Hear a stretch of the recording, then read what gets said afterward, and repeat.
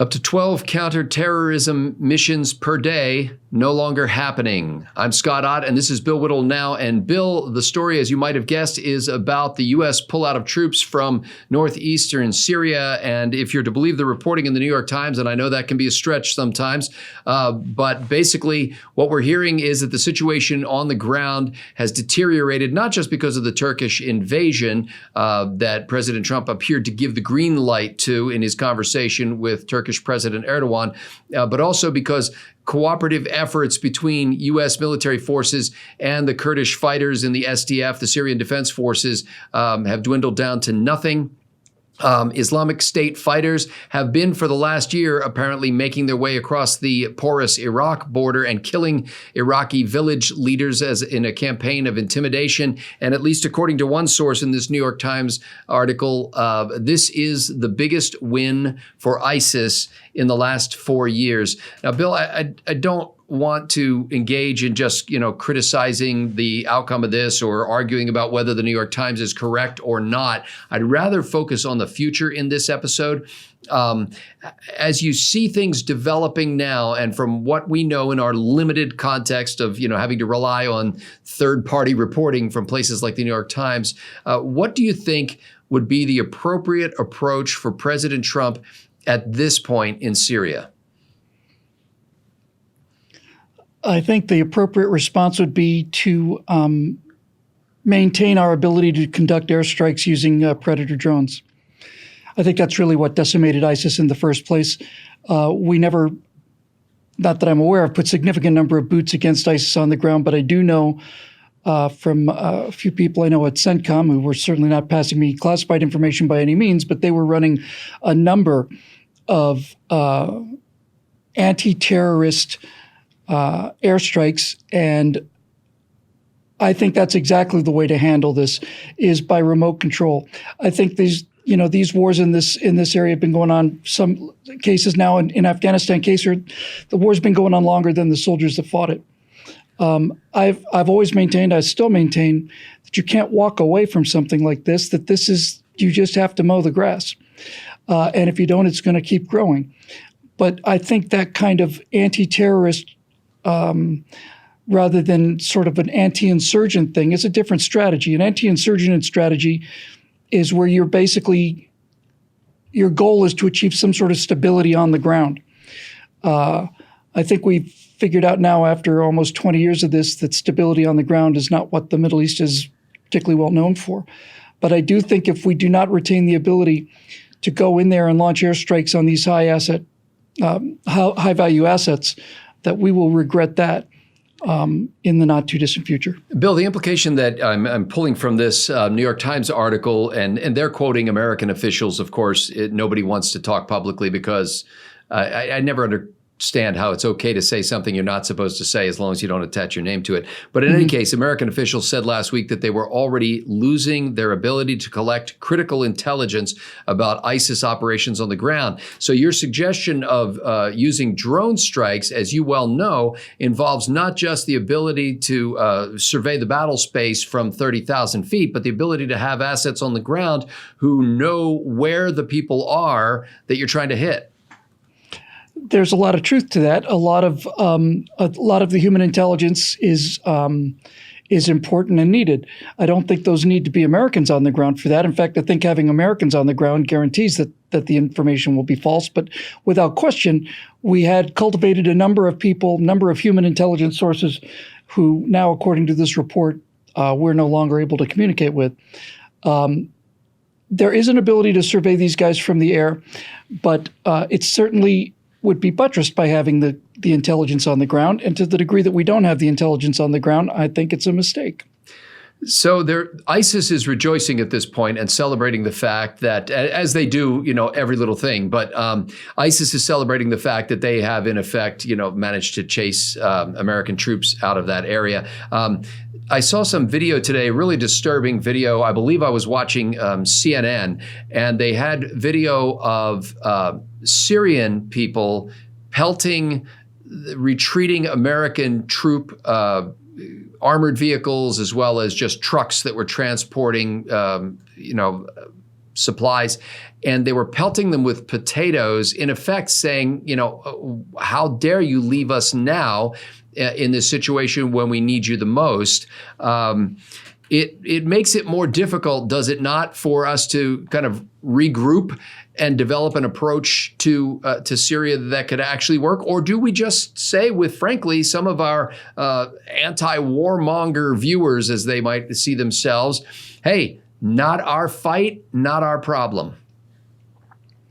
Well, it's definitely not our fight. I think, you know what, I'm going to take that back.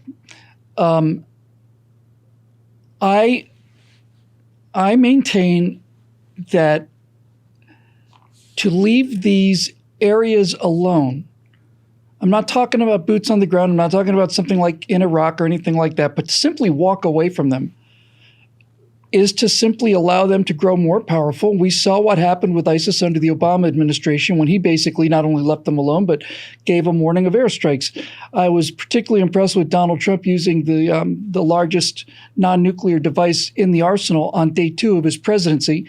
And from the moment he did that, up until the moment he had made this most recent agreement with Turkey, ISIS had essentially just disappeared. They just gone. They were trapped on an island in the middle of either the Tigris or the Euphrates, and we did a show on that a month or two ago. Well, the suggestion in the article is that the troops, many of them are gone, in fact, vaporized, in fact, dead, and some of them imprisoned, some 11 or 12,000 imprisoned. But sources think that some 18,000 so-called members of the Islamic State are in Iraq and in Syria, including some 3,000 foreign fighters, still exist as a force to be reckoned with and can reconvene. And as you know, they're not fighting this is not a head-to-head battle, troops on troops, tanks on tanks. They're fighting a battle of attrition. And we're not really, it reminds me of kind of a Star Wars movie where we're the big lumbering giant, and these guys are the Ewoks who disappear into the dust and then reemerge when they need to. Well, the funny thing about that analogy is that if you were an Ewok and you put 2 logs and smashed them together against the side of an armored fighting vehicle, the logs would simply go dink and nothing would happen. Well, they didn't have C4. No, if you got to be the Ewoks or the Empire on that fight, you should be the Empire, despite what George Lucas wants you to think about Vietnam and all the rest of it. We have got to, in my opinion, the one overriding strategic necessity is we have got to maintain our ability to go in there and destroy these terrorist groups, whether it's ISIS, Al-Qaeda, or whatever the case may be, with impunity.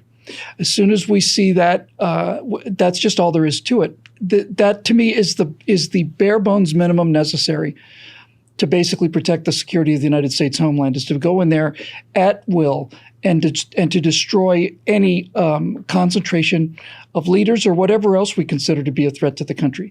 That doesn't require boots on the ground, and it doesn't require an armed presence on the ground. I think, like many people, after watching this for nearly 20 years now, the stability that many of us expected would occur didn't. I think, strangely enough, that the place where the most progress was actually made was in Iraq rather than Syria or anywhere else. But Barack Obama pulled troops out of there. So, you have to ask yourself, which one of these 2 choices do you want?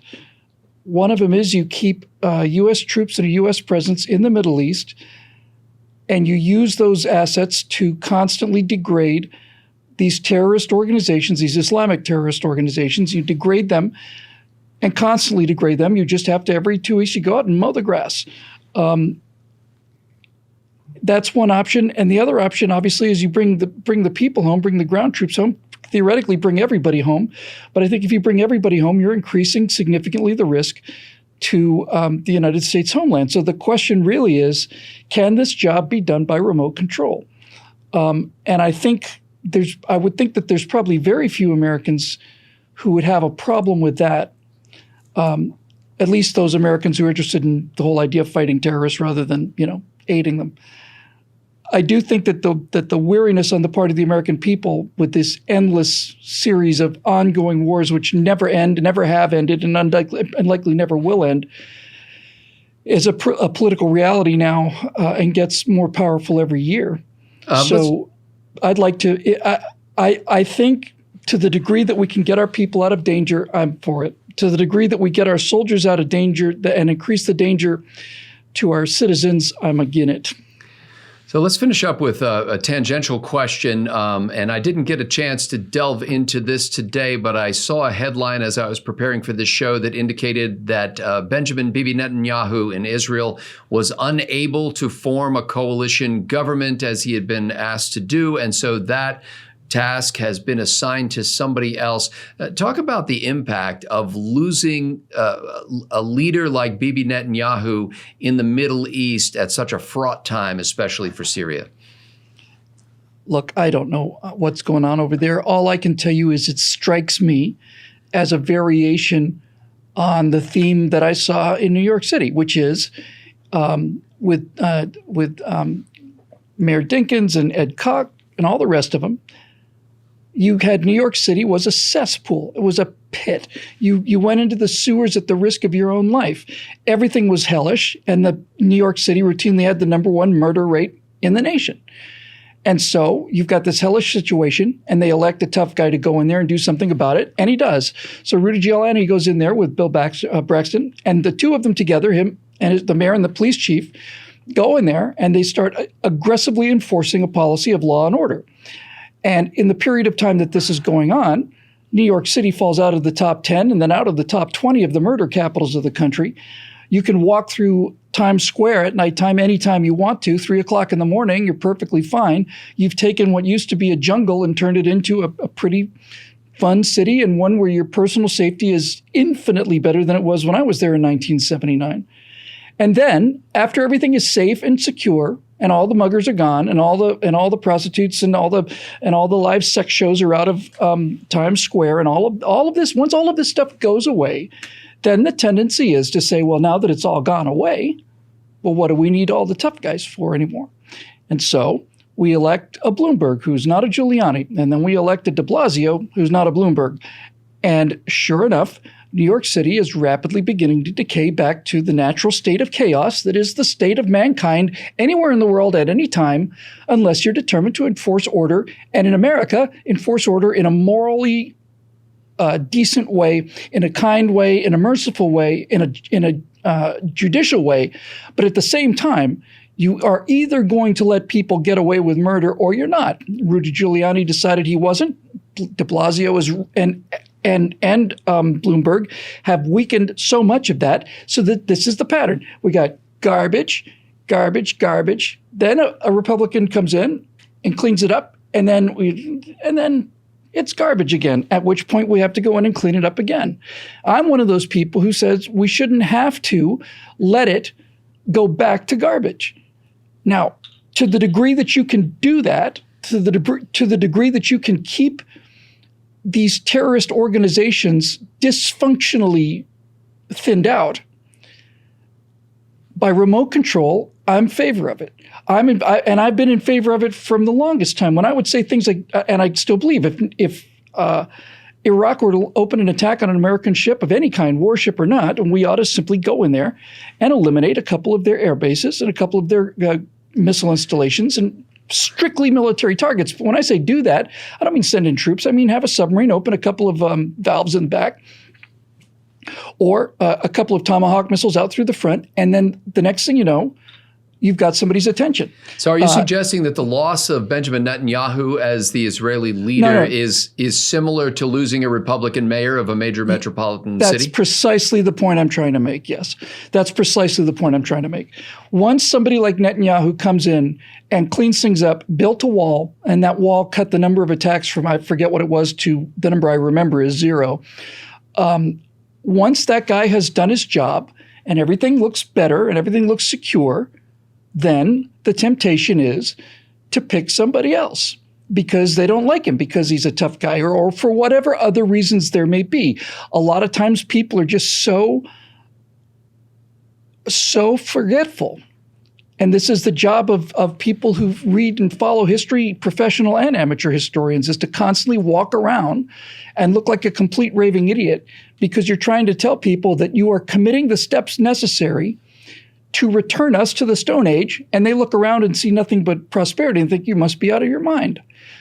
The ability to read the past gives you a limited but significant ability to read the future.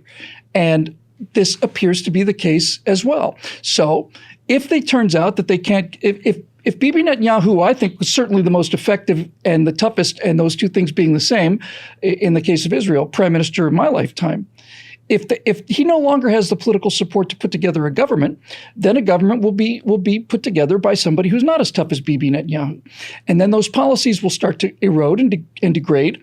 And then the Israeli people will start to see more murders and more massacres. And then they will get worse until it finally gets bad enough for them to hire another tough guy like Bibi Netanyahu or, oh my gosh, what's his name?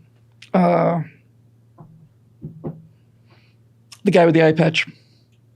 Oh, I know who you're talking about, and I can't think Moshe of his Dayan. name. Moshe Dayan. Yeah. And then you'll have to get somebody like Moshe Dayan or Golda Meir for that matter. And this is not only the cycle of deep history, it appears to be the cycle of shallow history as well. People seem to be unable to remember what you had to do to make the bad things go away, because once the bad things go away, our first impulse is to completely go back to doing what we were doing before. And we see the same dynamic, by the way, a completely different example, but it's the same dynamic. We see the same dynamic watching Californians flee California because they've raised taxes here and put in so many regulations that it's not possible to live here anymore. And so they flee this nightmare that they've created. And then they go someplace else where everything's booming because they don't have those kind of policies. And the first thing you do is vote those policies into place in Texas. It is the insanity of our species. And this business of those who don't learn the lessons from history are doomed to repeat it has been repeated throughout the numerous times that they've had to repeat it, and nobody listens. Ladies and gentlemen, the members of BillWhittle.com make it possible for us to do these shows, some 4 shows every month, and we are grateful for their service here. You can go to BillWhittle.com right now and see the full, deep archive of episodes of Bill Whittle Now, along with Right Angle and a lot of other shows. And if you become a member there by clicking that Become a Member link, you can actually engage in the threaded comments under each one of these videos. You can participate in our new forum, as well as our member-written blog, which you can write yourself. And you can communicate with other members through a private messaging system we have there. It's really a great community of conservatives, and we invite you to check it out and consider becoming a part of it. So for Bill Whittle, I'm Scott Ott. Thanks for watching.